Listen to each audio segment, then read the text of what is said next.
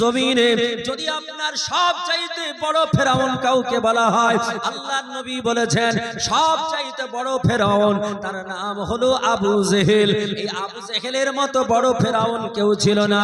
মুসার জামানায় যে ফেরাউন ছিল, এই ফেরাউন নিজে বলেছিল আনা রাব্বুকুমুল আলা, I am a big god, I am a big god, আমি হলাম সবচাইতে বড় খোদা। কিন্তু এই ফেরাউন যখন মুসা আলাইহিস সালামের পিছা করল, তিনি যখন নীল নদে নেমে গেলেন, ওই মিশরের নীল নদ যখন পেরিয়ে যাচ্ছিলেন, 12খানা রাস্তা দিয়ে তিনার অনুসারীরা পেরিয়ে যাচ্ছিল, এই ফেরাউন তিনিও যখন পিছা পিছা তার ছুটাছুটি করলো, যখন তাই নীল নদের মিডিলে চলে গেল, যখন পানিকে আল্লাহ তাআলা বললেন পানি রে আর সময় দিবি না, আমার নবী মুসা পেরিয়ে গেছে, তার অনুসারী তারা পেরিয়ে গেছে, এখন পানি অ্যাডজাস্ট হয়ে যা, পানি একত্রিত হয়ে যা। আল্লাহর হুকুমে সঙ্গে সঙ্গে পানি যখন একত্রিত হতে লাগলো, সেই সময় ফেরাউন বলেছিল ও মুসার আল্লাহ, ও হারুনের খোদা, আমি তোমার প্রতি ঈমান আনতেছি, তুমি একবারের জন্য আমার জীবন বাঁচিয়ে দাও। আল্লাহ বললেন ফেরাউন তোমার জীবনকে আমি আল্লাহ বাঁচাবো না। আল্লাহ বললেন ইসরাইল তাড়াতাড়ি করে চলে যাও আর তাকে শোনায়া দাও মরণের টাইমে আমি আল্লাহ তার ঈমানকে গ্রহণ করব না। মরণের টাইমে ফেরাউন আল্লাহর প্রতি ঈমান আনতে চেয়েছিল, আল্লাহকে বিশ্বাস করেছিল, কিন্তু এই আবু জেহেল সে মরণের টাইমেও আল্লাহকে বিশ্বাস করেনি, আমার নবীর প্রতি ঈমান আনেনি। গর্দান যখন কাটা হচ্ছিল, মুআজ এবং মুঈজ যখন কেটেছিল, ওই টাইমেও সে অহংকার করেছিল, সে বলেছিল আমাকে মদিনার একটা কৃষক ব্যক্তির ছেলে জবাই করেছে, এই জন্য আমি বড় দুঃখিত। মরণের টাইমও অহংকার কমেছিল না, ঘামান কমেছিল না, মরণের টাইমও ঈমান এনেছিল না। এই জন্য রাসূলুল্লাহ বলেছেন সবচাইতে বড় ফেরাউন তার নাম হচ্ছে কি? আবু জেহেল।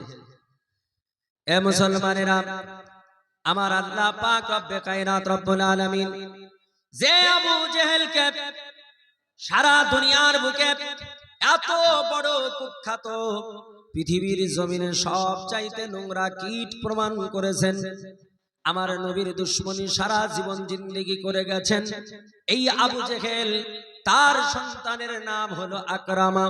এই আকরামা বিন আবু জেহেল, আকরামা বিন আবু জেহেল, আকরামা একদিন যুদ্ধের ময়দানে বাবার সঙ্গে যুদ্ধ করতেছিল, বাবার সঙ্গে যুদ্ধ করতে করতে বাবার সঙ্গে যুদ্ধ করতে করতে একজন মুসলমান সাহাবীকে আকরামা হত্যা করে দিল। আল্লাহর নবীর কাছে সংবাদ চলে আসলো, বলে ইয়া রাসূলুল্লাহ, ইয়া হাবিবাল্লাহ, আকরামা বিন আবু জেহেল সে আপনার সাহাবীকে শহীদ করে দিয়েছে। আমার নবী বিশ্ব নবী মুচকি হেসে হেসে বললেন যে ব্যক্তি শহীদ হয়ে গেল এবং যে ব্যক্তি হত্যা করলো দুজনই হলো জান্নাতি। আল্লাহর কালাম বলেছি, এই পৃথিবীর জমিনের মানব যে যদি কোন মুসলমান অপর মুসলমানকে হত্যা করে দেয়, অপর মুসলমানকে যদি জবাই করে দেয়, মেরে দেয়, অন্যায় ভাবে তাকে মার্ডার করে দেয়, কিসাস বিল কিসাস, হত্যার বদলে হত্যা তাকে করতে হবে। আর যদি পৃথিবীতে বিচার না হয়, পৃথিবীতে যদি তার কোনো সমাধান না হয়, কিয়ামতের মাঠে আমার আল্লাহ তাআলা বিচার করে ওই হত্যাকৃত মানুষটার গুনাহগুলো যে হত্যা করলো তাহার উপরে চাপিয়ে দেওয়া হবে, আর তাহার গুনাহগুলো ওই হত্যাকৃত মানুষের আমলনামায় দিয়ে আল্লাহ তাআলা ওই ব্যক্তিকে জান্নাতে দেবে। আর যে হত্যা করলো, মার্ডার করলো, এই মার্ডারকারী আসামিকে আল্লাহ জাহান্নামে দিয়ে দেবে। কিন্তু আমার নবী বললেন যে হত্যা করলো এবং যে হত্যা হলো দুজনই হলো জান্নাতি। আল্লাহর নবীর কথা শুনে সাহাবীদের বুঝে আসলো না, সাহাবীদের মনে বুঝতে পারলেন না, সাহাবীরা অবাক হয়ে আমার নবীর দিকে তাকিয়ে রইল। আমার নবীর দিকে চাতক পাখির ন্যায় তাকিয়ে রইল। আল্লাহর নবী তিনি বুঝে গেছেন সাহাবীরা কিছু বলতে চান, সাহাবীদের মনে খটকা বেঁধেছে, সাহাবীদের মনে প্রশ্ন জেগেছে। আল্লাহর নবী বললেন, সাহাবীরা রে তোমরা কি বলতে চাও একটু বলো। সাহাবীরা বললেন, ইয়া রাসূলুল্লাহ, ইয়া হাবিবাল্লাহ, নবী গো, যেই ব্যক্তিটা হত্যা করলো সে তো এক নম্বরের কাফের, আবু জেহেলের বেটা আকরামা। আর যে ব্যক্তিটা শহীদ হলো সে হলো আপনার প্রতি ঈমান নিয়ে এসেছেন, আমার আল্লাহর প্রতি ঈমান নিয়ে এসেছেন, ইসলামের জন্য জীবন দিয়েছেন গো নবী। এই লোকটা জান্নাতি হতে পারে, কিন্তু আবু জেহেলের ছেলে আকরামা জান্নাতি হবে কেমনে? আমার গায়েবের সংবাদদাতা মুস্তাফা, অদৃশ্যের সংবাদদাতা মুস্তাফা তিনি বললেন, সাহাবীরে শোনো, আকরামা সেও হলো জান্নাতি। আল্লাহর নবী বললেন কি করে? আমার নবী পাক সাহেবে দোজাত তিনি যখন বললেন, সাহাবীরা আর কোনো কথা বলল না, সাহাবীরা অপেক্ষা করতে লাগলো আবু জেহেলের সন্তান আকরামার জন্য। আকরামা আল্লাহ পাক রব্বে কায়নাতের দুশমন ছিল, আমার নবী পাকের দুশমন ছিল। যখন ফাতে মক্কা হয়, মক্কা শরীফ বিজয় হলো, আমার আল্লাহ পাক রব্বে কায়নাত রব্বুল আলামিন তিনার বান্দা আকরামা বিন আবু জেহেল আমার নবীজির দরবারে এসে পদতলে পড়ে লুটিয়ে লুটিয়ে কাঁদতে শুরু করলো। আমার নবীজির পা মুবারকে এসে পড়ে লুটিয়ে লুটিয়ে কাঁদতে শুরু করলো। বলল, ইয়া রাসূলুল্লাহ, ইয়া হাবিবাল্লাহ, নবী গো, আমার জীবনের গুনাহ মাফ হবে কি জানি না। পাহাড় পরিবার আমি গুনাহ করেছি, পৃথিবীর বুকে সবচাইতে বড় পাপীর ছেলে আমি। আর বাবার পাপের কারণে আমিও জীবনে কত না পাপ করেছি, কত না সাহাবীকে হত্যা করে দিয়েছি গো নবী। ইয়া রাসূলুল্লাহ, আমার পাপ কি ক্ষমা হবে? আমার নবী বললেন, ওগো আকরামা বিন আবু জেহেল, ওগো আবু জেহেলের সন্তান আকরামা, আমি আল্লাহর নবী পৃথিবীর জমিনে প্রেজেন্ট রয়েছি। আমাকে আল্লাহ তাআলা কঠোর করে পৃথিবীতে পাঠায় নাই, আমাকে আল্লাহ তাআলা আমাকে দয়ার ভান্ডার করে পাঠিয়েছে। আমার আল্লাহ আমার নবীর শানে পবিত্র কালাম কোরআন পাকে আল্লাহ তাআলা বলে দিলেন, আল্লাহ বলছেন, ওয়া মা আরসালনাকা ইল্লা রাহমাতাল লিল আলামিন। আমার আল্লাহ তাআলা রব্বে কায়নাত রব্বুল আলামিন বললেন, ও পৃথিবীর জমিনের মানব, ওয়ামা আরসালনাকা ইল্লা রাহমাতাল লিল আলামিন, আমি রাসূলুল্লাহকে প্রেরণ করি নাই, আমি নবীকে পাঠাই নাই। বলে, হ্যাঁ হ্যাঁ হ্যাঁ, নবীকে প্রেরণ করেছি, কিন্তু তাকে রহমত করে প্রেরণ করেছি, তাকে দয়ার সাগর করি, রহমতের ভান্ডার করি পৃথিবীর জমিনে প্রেরণ করেছি। এই রহমতে ভান্ডার নবী আমার বলল, ও আবু আকরামা বিন আবু জেহেল, আবু জেহেলের ছেলে আকরামা, চিন্তা করো না, আমার আল্লাহ তাআলা বড় মহান, আমার আল্লাহ বড় দয়াশীল। তুমি কালেমা তাইয়্যিবা পড়তে চাও? বলে, ইয়া রাসূলুল্লাহ, আপনার পদে পদতলে, আপনার চরণ ভূমিতে, আপনার চরণ তলে আমার জীবনটাকে কুরবান করতে চাই। আল্লাহর নবী বললেন, আবু জেহেল, আর দেরি করা যাবে না, আর দেরি করা যাবে না, পড়ে নাও, আশহাদু আল্লাহ ইলাহা ইল্লাল্লাহু ওয়া আশহাদু আন্না মুহাম্মাদান আবদুহু ওয়া রাসূলুহু। আমার আল্লাহ তাআলার নবী বললেন, আশহাদু আল্লা ইলাহা ইল্লাল্লাহ, বলো আমি সাক্ষ্য দিচ্ছি আল্লাহ ছাড়া কোনো মাবুদ নেই, ওয়া আশহাদু আন্না, এবং এটাও সাক্ষ্য দিচ্ছি মুহাম্মাদান আবদুহু ওয়া রাসূলুহু, মুহাম্মদ সাল্লাল্লাহু আলাইহি সাল্লাম হলো আল্লাহ পাকের বান্দা, মুহাম্মদ সাল্লাল্লাহু আলাইহি সাল্লাম হলো আল্লাহ পাকের প্রেরিত দূত। জোরে বলি, আমার আল্লাহ পাক রব্বে কায়নাত রব্বুল আলামিনের নবী বিশ্ব নবীর উপরে কালেমা পড়তে গিয়ে পৃথিবীর জমিনে অনেক জায়গায় দ্বিমত দেখা যায়। কেউ বলে লা ইলাহা ইল্লাল্লাহ বলবো, মুহাম্মাদুর রাসূলুল্লাহ বলা যাবে না। কেউ বলছে লা ইলাহা ইল্লাল্লাহ বলতে হবে, মুহাম্মাদুর রাসূলুল্লাহ যুক্ত করা যাবে না। বলে লা ইলাহা ইল্লাল্লাহ মুহাম্মাদুর রাসূলুল্লাহ বললে শিরক হয়ে যাবে, আল্লাহর সঙ্গে অংশীদার হয়ে যাবে। ও মুসলমানেরা রে, আমার আল্লাহ পাক রব্বে কায়নাতের সঙ্গে অংশীদার কখনো হবে? শিরক কাকে বলা হয়? শিরক মানে হলো আপনার অংশীদার। শিরক কাকে বলা হয়? আল্লাহ পাকের সঙ্গে কাউকে সমতুল্য করা, আল্লাহর সঙ্গে কাউকে সমজস্ব করা, আল্লাহর সঙ্গে কাউকে আপনার সমকক্ষ করা। আল্লাহ পাক রব্বে কায়নাত রব্বুল আলামিনের ক্ষমতার সঙ্গে কারো ক্ষমতার তুলনা করা, এটার নাম হলো শিরক। আল্লাহ ইলাহা ইল্লাল্লাহ, আল্লাহ ছাড়া কোনো মাবুদ নেই। আর মুহাম্মাদুর রাসূলুল্লাহ, মুহাম্মদ সাল্লাল্লাহু তাআলা আলাইহি সাল্লাম আল্লাহ পাকের রাসূল। জোরে বলি সুবহানাল্লাহ, সুবহানাল্লাহ, সুবহানাল্লাহ।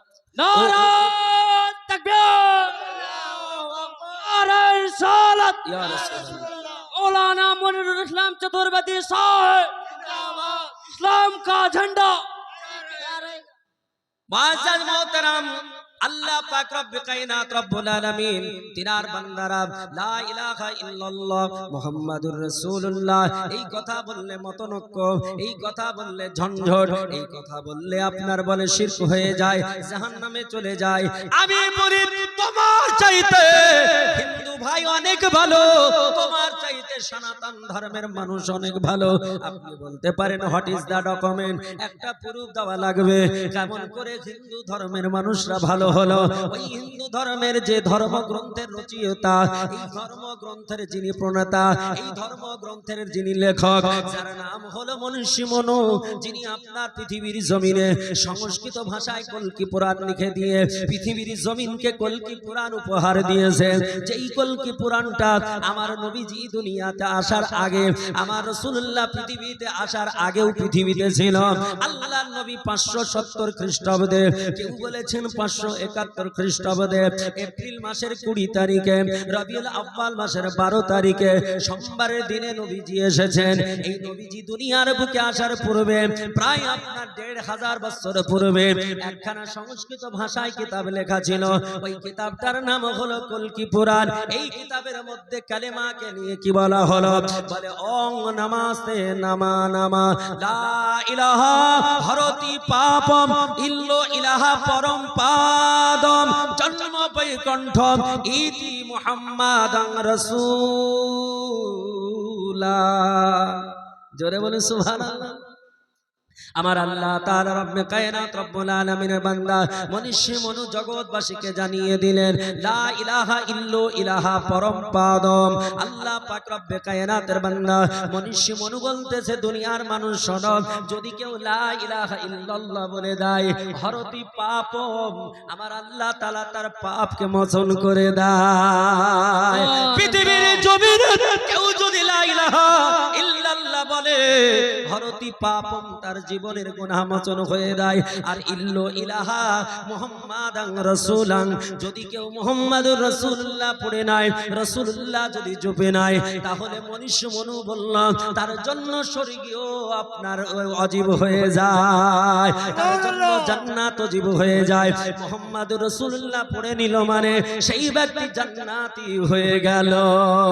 ও মুসলমানেরা, আমার আল্লাহর কথা রাসূলের কথা ওই সংস্কৃত ভাষাতে লেখা রয়েছে, বেদের মধ্যে লেখা রয়েছে, ত্রিপিটকের মধ্যে লেখা, জান্নাবাস্তার মধ্যে প্রমাণ আছে, এমন করে কলকি পুরাণের মধ্যে প্রমাণ আছে, এমন করে পৃথিবীর জমিনে গীতার মধ্যে প্রমাণ দেওয়া হয়েছে, এমন করে বাইবেলের মধ্যে আমার আল্লাহর কথা, আমার নবীর কথা এসেছে, এমন করে মহাভারতের মধ্যে আমার আল্লাহ আল্লাহ রাসূলের কথা এসেছে।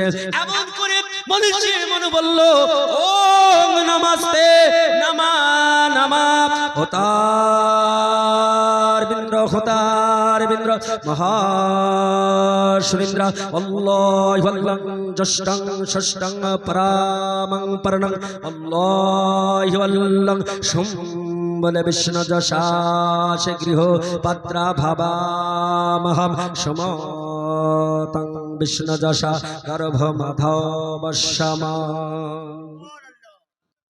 এ মুসলমানেরা, আমার আল্লাহ পাক রব্বে কায়নাতের কথা, আমার নবীর কথা এমন করে মহাভারতে বলা হলো, এমন করে সংস্কৃত ভাষায় বেদের মধ্যে বলা হলো। আমার আল্লাহ তাআলা রব্বে কায়নাত হলো সারা জগতের রব। তাই পৃথিবীর জমিনে সংস্কৃত ভাষাতে বলা হলো আল্লাহ রাসূল মুহাম্মদ রকম বরস্য ও দুনিয়ার বুকের মানুষ শোনো, আল্লাহ তাআলা রব্বে কায়নাত রব্বুল আলামিন মুহাম্মদ সাল্লাল্লাহু আলাইহি সাল্লামকে সর্বশ্রেষ্ঠ রাসূল করে পৃথিবীর ধারায় পাঠিয়েছে। আমার আল্লাহ তাআলা বলেছেন, ও পৃথিবীর জমিনের মানব, এই মুহাম্মদ সাল্লাল্লাহু তাআলা আলাইহি ওয়া সাল্লাতু তাসলিম কি আমি আল্লাহ তাআলা যেমন করে পৃথিবীতে সর্বশ্রেষ্ঠ করে পাঠিয়েছি, আমি নবীকে এমন করে পাঠালাম, নবীর পরে আর কোনো নবী হবে না, আমার নবীকে শেষ নবী করে পাঠিয়েছি। আল্লাহ কোরআন পাকে বললেন খাতামান নবিয়্যিন, আল্লাহ বললেন শেষ নবী করে, নবীদের শেষ করে, লাস্ট প্রফেট করে, শেষ রাসূল করি আমি আল্লাহ তাআলা আমার নবীকে পাঠালাম। এমন করে সংস্কৃত ভাষাতে বলা হলো মুহাম্মদ ইতি খ্যাত, শিষ্য শাখা সম্মানিত। মুহাম্মদ সাল্লাল্লাহু আলাইহি সাল্লামকে আমার আল্লাহ তাআলা সবচাইতে বেশি মর্যাদা দিয়েছে, আর আমার আল্লাহ তাআলা ওই মুহাম্মদ সাল্লাল্লাহু আলাইহি সাল্লামকে শেষ রাসূল করে পৃথিবীর ধারাতে পাঠিয়েছে। একটু জোরে বলা যাবে সুবহানাল্লাহ। এই রাসূল পাক সাল্লাল্লাহু তাআলা আলাইহি ওয়াসাল্লাতু তাসলিমের দরবারে আবু জেহেলের ছেলে আকরামা এসে চরণ তলে পড়ে গিয়ে আমার নবী পাককে বললেন, ইয়া রাসূলুল্লাহ, ইয়া হাবিবাল্লাহ, নবী গো, আমার জীবনের গুনাহ মনে হয় আর মাফ হবে না, আমার জীবনের গুনাহ মনে হয় ক্ষমা হবে না। আল্লাহর নবী বললেন, ওগো আবু জেহেলের ছেলে আকরামা, কালেমা তাইয়্যিবা পড়ে নাও, আল্লাহর প্রতি বিশ্বাস নিয়ে আসো, আমি রাসূল আমার প্রতি ঈমান নিয়ে আসো।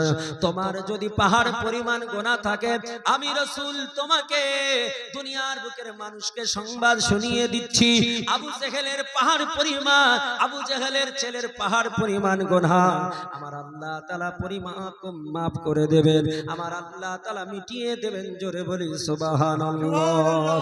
আল্লাহর নবী বিশ্ব নবী তিনার কাছে আকরামা যখন কালেমা পড়ে মুসলমান হলেন, তখন সাহাবীরা তারা বুঝতে পারল আমার নবী বলেছিলেন মক্কা বিজয়ের পূর্বে একটা যুদ্ধে যখন আকরামা সাহাবীকে শহীদ করেছিল, তখন নবীজি বললেন মুচকি হেসে, যে শহীদ করলো সেও হলো জান্নাতি, যে শহীদ হলো সেও হলো জান্নাতি।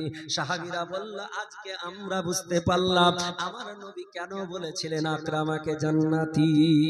আমার নবী যেটা জানে দুনিয়ার কেউ তা জানে না, আমার নবী যেটা দেখে পৃথিবীর কেউ তা দেখে না। কারণ আমার নবী বলেছে, বুখারী শরীফ প্রথম খণ্ডে হাদিসটা এসেছে, আল্লাহ রাসূল বলছেন, ইন্নী আরা মা লা তারাউনা। আল্লাহ নবী বললেন, জগৎবাসীরে আমি রাসূলুল্লাহ যাহা দেখি তারা তো সেটা তোমরা কেউ দেখতে পাও না। আমার নবী বললেন, ইন্নী আসমাউ মা লা তাসমাউ। আল্লাহ নবী বললেন, এ পৃথিবীর জমিনের মানুষ, আমি রাসূলুল্লাহ যা শ্রবণ করি তোমরা তাহা শ্রবণ করতে পারো না, শুনতে পারো না। আমার নবী বলল, মানুষ শোনো, ও দুনিয়ার মানুষ তোমরা কি জানো, আমি নবীজি আরশে মুআল্লার উপরে যে আওয়াজটা হয় ওই আওয়াজটাও আমি নবী শুনতে পাই। জোরে বলি সুবহানাল্লাহ। এই নবী পাকের যারা ইত্তেবা করবে, এই নবীজির যারা গোলামি করবে, এই নবীজিকে যারা মহব্বত করবে, এদের আল্লাহ তাআলা পৃথিবীতে সম্মান দেবে, মরণের পর তাদের ইজ্জত দেবে। আমার নবীজির সম্মান, আমার রাসূলুল্লাহ আমার হাবিবুল্লাহকে রাজি করার জন্য পৃথিবীর জমিনে সাহাবায়ে কেরাম তিনারা প্রাণ দিয়েছেন, এমন করে জীবনটাকে উৎসর্গ করেছেন আল্লাহর নবীর দরবারে। আপনার মক্কা এবং মদিনার একটা মিডিল জায়গাটার নাম হলো রাজি। এই রাজি নামক স্থান থেকে নবীর দরবারে কিছু আপনার মুনাফিক তারা আসলো, আসার পরে বলল, ইয়া রাসূলুল্লাহ, ইয়া হাবিবাল্লাহ, নবী গো, আমরা কালেমা পড়ে মুসলমান হয়েছি, আমরা নব মুসলিম, আমাদের শিক্ষা দেওয়ার জন্য কিছু আপনি নির্বাচিত সাহাবীদের প্রেরণ করুন। আল্লাহর নবী বললেন, এ নব মুসলিমেরা, তোমাদের কোরআন শিক্ষা দেওয়ার জন্য, তোমাদের হাদিস শিক্ষা দেওয়ার জন্য আমি রাসূলুল্লাহ 10 জন সাহাবীকে মোতায়েন করলাম। আমার নবীজি 10 জন সাহাবীকে নির্বাচন করলেন। এই 10 জন সাহাবীর মধ্যে আমার নবীজি আমার একজনকে কমান্ডার করলেন, যার নাম হযরতে আসিম রাদিয়াল্লাহু তাআলা আনহু। হযরতে আসিম রাদিয়াল্লাহু তাআলা আনহু তিনার নেতৃত্বে আমার নবীজি 10 জন সাহাবীর বাহিনী পাঠালেন। এই 10 জন সাহাবী মুতার প্রান্তরে যাবার পরে আল্লাহর কথা, নবীর কথা প্রচারের উদ্দেশ্যে গিয়েছেন।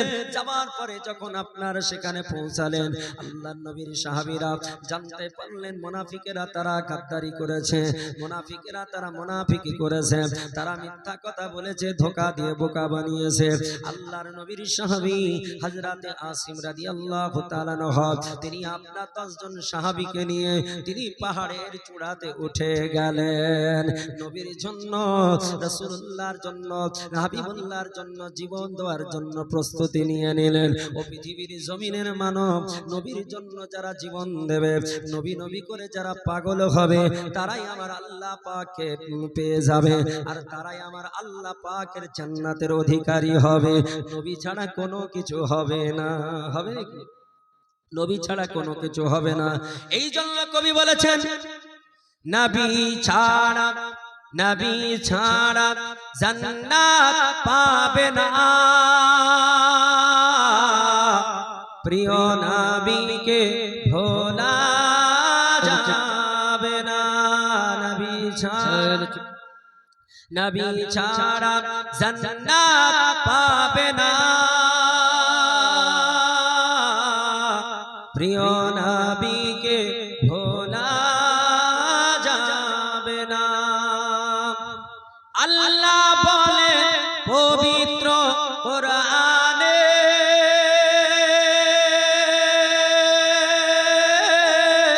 যাহা কিছু আছে আসমান ও জমিনে, আল্লাহ বলে পবিত্র কোরআনে, যাহা কিছু আছে আসমান ও জমিনে, সব কিছু তোমার অধীনে, প্রিয় নবীকে ভোলা যাবে না। নবী ছাড়া, নবী ছাড়া জান্নাত পাবে না, প্রিয় নবীকে ভোলা যাবে না। নবী যখন ছিলেন মায়ের পেটে,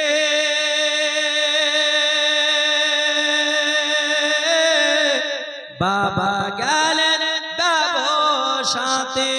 নবী যখন ছিলেন মায়ের পেটে, বাবা গেলেন ব্যবসাতে। আসার পথে ফিরে এলেন না, স্বামী হারা হলেন মা আমিনা। নবী ছাড়া, নবী ছাড়া জান্নাত পাবে না, প্রিয় নবীকে ভোলা যাবে না। ও মুআজ্জাজ মুহতারাম, আমার নবীকে পাওয়ার জন্য ওই সাহাবায়ে কেরামেরা তিনারা আপনার মতার আপনি এমন করে রাজি নামক স্থানে চলে গেছেন। এই রাজি নামক স্থানে একদিন, 2 দিন, 3 দিন অতিবাহিত হয়ে গেল। রাজি নামক স্থানে কাফের মুনাফিকে আপনার পরিপূর্ণ ছিল। এই রাজি নামক স্থানে আমার নবী পাকের সাহাবী তারা যে মুসলমান করার জন্য, ইসলামের দাওয়াত দেওয়ার জন্য তারা ওখানে এসেছেন, পদার্পণ করেছেন। এই খবরটা মক্কা নগরে কাফির বেঈমানদের কানে পৌঁছে গেল। কুরাইশদের কানে পৌঁছে গেল আমার নবী পাকের সাহাবীদের তাদের মারার জন্য একটা নয় দুটো নয় 200 জন কাফির বেঈমান তারা সেই দিকে ধাওয়া করে দিল। আল্লাহর নবী বিশ্ব নবীর প্রেমিক সাহাবীরা তারা আপনার পাথরে নিয়ে ওই পাহাড়ের চূড়ায় রয়ে গেল। কাফের বেঈমানরা আসার পরে তারা নিচ থেকে তীর ছুড়তে শুরু করলো। তীর ছুড়ে ছুড়ে যখন তাদেরকে পরাস্ত করা গেল না, এই কাফের বেঈমানরা বলল, এ আসিম রাদিয়াল্লাহু তাআলা আনহু, তোমার সঙ্গে আর যুদ্ধ করব না, আর মোকাবেলা করব না, আমরা একটা এমন করে সুলহ করে নিতে চাই, এমন করে মীমাংসা করে নিতে চাই। আমার নবীর সাহাবী হযরত আসিম রাদিয়াল্লাহু তাআলা আনহু তিনি বললেন, কাফিরদের বিশ্বাস করা যাবে না, তারা মুনাফিক হয়, তাদের কথা আমরা মানতে পারবো না। কাফের বেঈমানরা বারবার করে যখন অনুরোধ জানালো, আল্লাহর নবীর সাহাবীরা নরম দিলের মানুষ, আল্লাহর নবীর সাহাবী আসিম বললেন, চলো যাই আমরা নিচে গিয়ে একটু সুলহ করে নি, আমরা একটা ডিল করে নি। আল্লাহর নবীর সাহাবীরা তারা যখন পাহাড়ের চূড়ায় থেকে নিচে আসতে লাগলেন, বেঈমান কাফেরদের কাছে যখন চলে আসলেন, আল্লাহর নবীর সাহাবী তাদের 3 জন সাহাবীকে তারা গ্রেফতার করে নিল। আল্লাহ পাক রব্বে কায়নাতের বান্দারা সাহাবীরা দেখলেন এই বেঈমানরা আমাদের সঙ্গে প্রথমবারে গাদ্দারি করলো, মুনাফিকি করলো, ওয়াদা খেলাফ করলো। 7 জন সাহাবী বলল, আমরা জীবন দিয়ে দেব, তাদের হাতে গ্রেফতার হব না। আল্লাহুম্মা সাল্লি আলা সৈয়দনা মাওলানা মুহাম্মদ ওয়ালা আলে সৈয়দনা মাওলানা মুহাম্মদ সাল্লাল্লাহু তাআলা সাল্লাম। বাজাজ সাহাবায়ে কেরাম নরম দিলের মানুষ ছিলেন। মুসলমানদের দিল খুব নরম হয়। যখন কোনো মানুষ বারবার করে অনুরোধ করে, রিকোয়েস্ট করে, দেখবেন মুসলমান সে নরম হয়ে যায়। তা হযরত আসিম রাদিয়াল্লাহু তাআলা আনহু এবং হযরত খুবাইব রাদিয়াল্লাহু তাআলা আনহু, হযরত তারিক রাদিয়াল্লাহু তাআলা আনহু, এদেরকে কাফেররা বন্দী করে নিল। 7 জন সাহাবী তিনারা বললেন, ওদের হাতে বন্দী হতে আমরা চাই না, পৃথিবীতে জীবন দেব কিন্তু কাফেরদের হাতে বন্দী হব না। বেঈমানদের সঙ্গে ইসলামের জন্য যদি আমরা যুদ্ধ করতে গিয়ে মারা যায়, তাহলে আমরা শাহাদাতের দরজা পাবো। জোরে বলি সুবহানাল্লাহ, সুবহানাল্লাহ। যারা আল্লাহর রাস্তায় জীবন দেবে তারা শহীদের দরজা পাবে। শুধু তাই নয়, তাদেরকে পৃথিবীর মানুষ কেউ মরাও বলতে পারবে না। বলে সুবহানাল্লাহ, সুবহানাল্লাহ। মরণের পরেও যারা মরে না, জীবিত হয়ে থাকে, আল্লাহ কোরআন পাক সূরা বাকারায় আল্লাহ বলেছেন, কি বলেছেন? ওয়ালা তাকুলু লিমান ইউকতালু ফি সাবিলিল্লাহি আমওয়াত বাল আহইয়াউ ওয়ালাকিন লা তাশউরুন। আমার আল্লাহ পাক রব্বে কায়নাত বললেন, ওয়ালা তাকুলু লিমান ইউকতালু ফি সাবিলিল্লাহ, আল্লাহ পাকের রাস্তায় যারা জীবন দেয়, আমার আল্লাহ তাআলা রব্বে কায়নাত বললেন, ও পৃথিবীর জমিনের মানবেরা, ও দুনিয়ার মানবেরা, শুনে রেখে দাও, জেনে রেখে দাও, তাদের তোমরা কেউ মরা বলতে পারো না, তাদের মৃত্যু বলতে পারো না, তাদের বডিগুলোকে ডেড বডি বলতে পারো না। আল্লাহর বান্দা কেউ জিজ্ঞেস করতে পারে, আল্লাহ যার জীবন দুনিয়া থেকে চলে গেছে তাকে মরা বলবো না তো কি বলবো? আল্লাহ বলল, বান্দারে শোনো, কি বলে তোমরা ডাকবে? আল্লাহ বললেন, তাদের তোমরা মরা বলবে না, বাল আহইয়াউন, বরং তারা হলো জীবিত। ওয়ালা তাশউরুন, যা তোমরা বুঝতে পারো না, যা তোমরা অনুভব করতে পারো না, যেটা তোমাদের শর নেই, আমার আল্লাহ পাক রব্বে কায়নাত রব্বুল আলামিন তিনার সাহাবীরা বললেন, আল্লাহর বান্দারা বললেন, নবীর সাহাবীরা বললেন, আমরা জীবন দিয়ে দেব, শহীদ হয়ে যাব, কিন্তু বেঈমানদের হাতে গ্রেফতার হব না। 7 জন সাহাবী তারা বীর বিক্রমে নামে যুদ্ধ করতে শুরু করে দিল। এমন করে আপনার ওই রাজি নামক স্থানে যুদ্ধ করতে করতে 7 জন সাহাবী তারা রক্তে সারা জমিনকে লাল করে দিল। তারা শাহাদাত বরণ করে নিলেন। ইন্না লিল্লাহি ওয়া ইন্না ইলাইহি রাজিউন।